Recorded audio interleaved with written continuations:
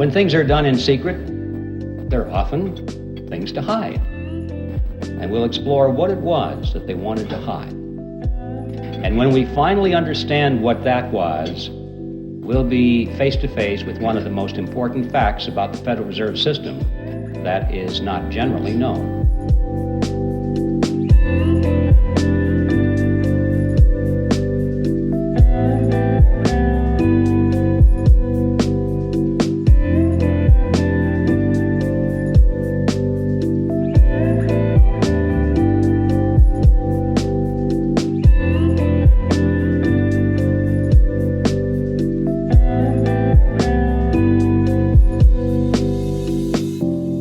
In 1910, Jekyll Island was privately owned by a small group of millionaires. In those days, they were millionaires.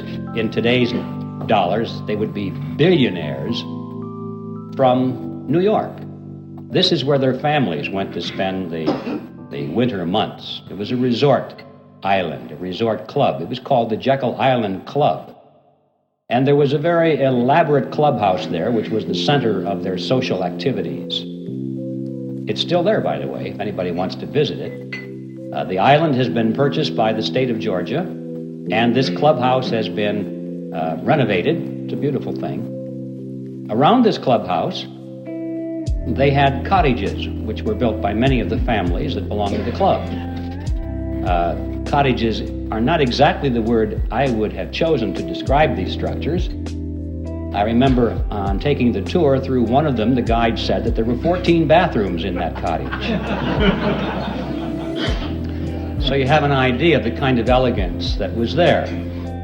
But the important point was that this is where the Federal Reserve System was conceived, is in that clubhouse. So let's tell that story. It all began in November of 1910, when Senator Nelson Aldrich sent his private railroad car to the New Jersey Railroad Station, where there it was in readiness for the arrival of himself and 6 other men who were instructed to come under conditions of great secrecy.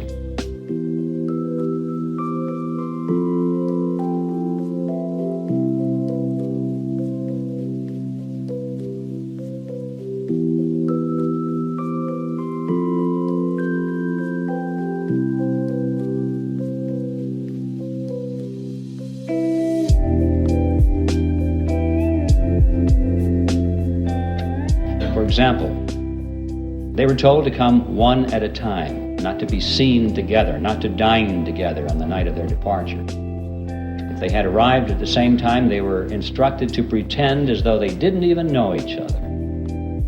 They were to avoid newspaper reporters, because these were well-known men, and had they been spotted by reporters, which often frequented the railroad station, especially had they been seen together, many questions would have been asked.